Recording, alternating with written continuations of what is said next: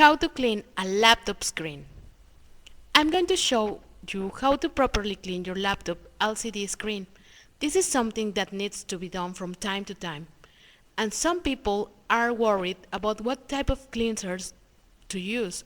Well, I use just Windex or alcohol.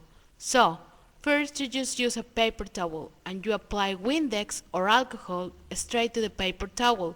You need to be careful of that. So, go ahead and clean completely, and you don't want to spray it directly onto the screen because that has a risk of leaking down into the screen.